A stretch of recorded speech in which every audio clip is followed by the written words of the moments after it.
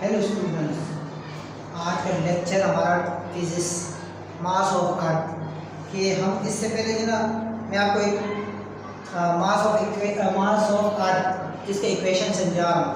तो इस इक्वेशन से सॉल्व करने से पहले मैं आप लोगों को जो ना एक छोटा सा डायग्राम बता रहा हूँ कि हमारे पास जो है एक ज़मीन जिसका पॉइंट से किनारे तक जो फासला होता है वो है रेडियस, और इस ज़मीन के ऊपर एक सरफेस पर कोई वेट रखा हुआ है जिसको हमने नाम दे दिया है मास। ठीक है, फिर इस तरह जो हमारे पास है ये ज़मीन जिसको हम कहते हैं अर्थ।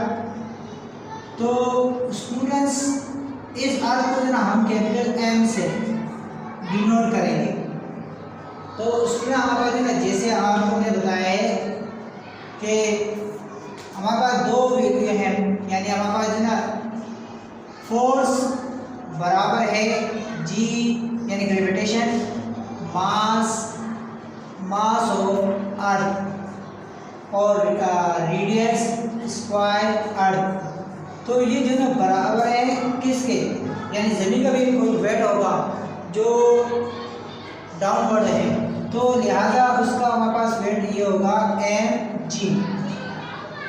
तो स्टूडेंट्स अब जब हम इक्वेशन शुरू करेंगे यहाँ से शुरू करेंगे, आप मुझे यहाँ से शुरू कर लो, यानी ये इसको पहले जो ना आप इक्वेशन 1 समझो या इसको इक्वेशन 1 पहले बनाएं।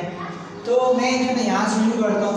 तो यहाँ से हमारे पास जो ना क्या है, सबसे पहले जो ना इसके बारे में मैं कुछ लिख लेता हूँ। वो क्या है कि mass of earth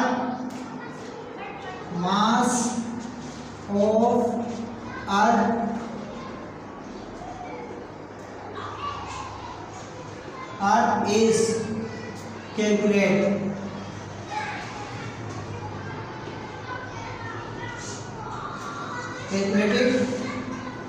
by using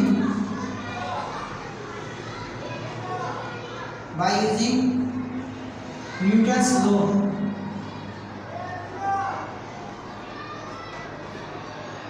Newton's law of gravitation.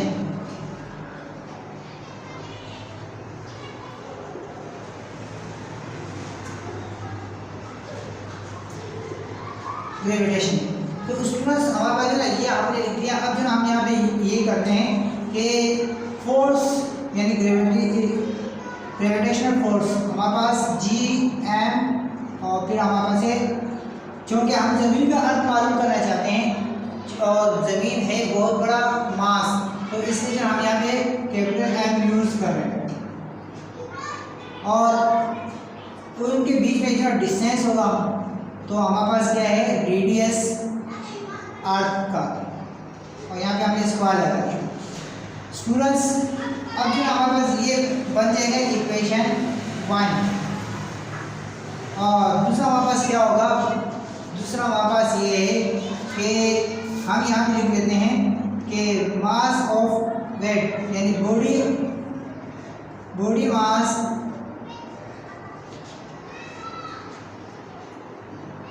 मास तो students weight of body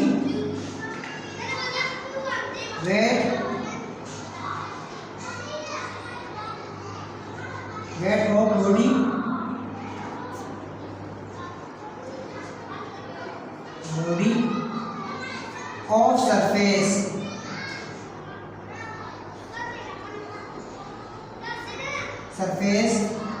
of earth. तो स्टूडेंट्स हमारे पास यहाँ पे क्या है कि बॉडी जो यानी जो हमारे पास यानी वेट ज़मीन के सरफेस पर है, उसका जो ना वेट ज़मीन के सरफेस पर क्या होना चाहिए। तो यहाँ पे जो ना आप जानते हैं कि फोर्स बराबर है किसके, वेट के, और वेट बराबर है एम जी के। तो हम यहाँ पे इक्वेशन बना देंगे कि फोर्स बराबर है वेट के, जितना वेट होगा उतना ही फोर्स अप्लाई होगा। तो हम कहते हैं कि फोर्स बराबर है वेट के और वेट बराबर है एम जी के, और यह हमारे पास हो जाएगा इक्वेशन 2। तो यहाँ पे जो हम क्या करेंगे, कंपेयरिंग करेंगे इक्वेशन 1 और इक्वेशन 2 को। कंपेयरिंग इक्वेशन 1 एंड 2, तो उसको हमारे पास इक्वेशन 1 इक्वेशन 2 ये आगे हम यहाँ पे लिख देते हैं कि क्योंकि हम जो दोनों को कंपेयर कर रहे हैं, तो हम जो है इसके ये भी जो ये वाली वैल्यू उठा देंगे, फोर्स को जो कैंसिल कर देंगे, तो हमारे पास जो यहाँ पे क्या बनेगा,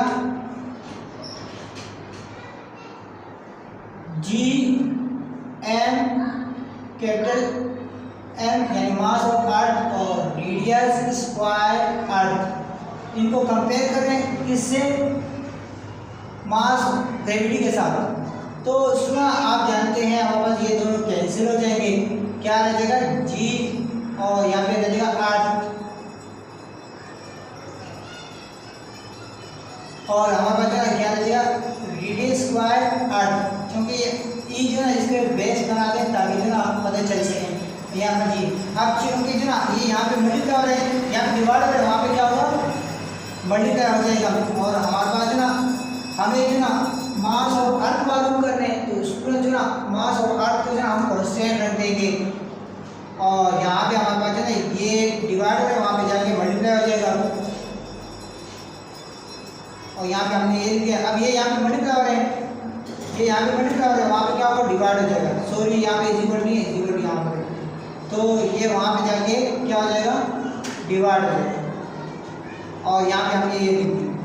अब स्टूडेंट्स हमारे पास जो इक्वेशन बन के हम फार्मूला, अगर हमें जो ना कहें कि इसका वेट निकालो, तो वेट कैसे निकालेंगे, आप जानते हैं कि हमारे पास वैल्यू मास और यानी ग्रेविटी का रेट हमारे पास जो है क्या है, ग्रेविटी का रेट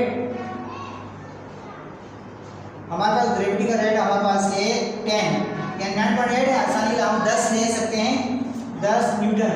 तो इसी तरीके से हमारे पास रेडियस, जमीन का जो रेडियस है वो हमारे पास फिक्स है, जमीन का रेडियस हमारे पास फिक्स है, जमीन की रेडियस हमारे पास क्या है, 6.38 10 पावर 6 और इसके ऊपर स्क्वायर, और फिर जो ग्रेविटी का रेट भी हमारे पास फिक्स है, तो ग्रेविटेशनल फोर्स का रेट हमारे पास 6.67 10 पावर -11। तो इसमें हम क्या करते हैं कि 10 का 10 लिख दिया, इस पावर को जो है सबके साथ मल्टीप्लाई कर देंगे, तो मैं कैलकुलेटर उठा रहा हूँ 1 मिनट के लिए, आप देखें।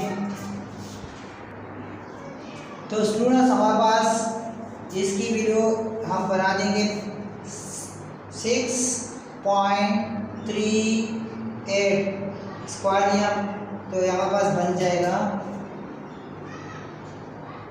40.70, और इनको मल्टीप्लाई कर दिया, इस 6 को 2 से मल्टीप्लाई किया, ये हो जाएगा 12, और बाकी भी वैसे लिख देंगे, हमारे पास है 6.67 10 पावर,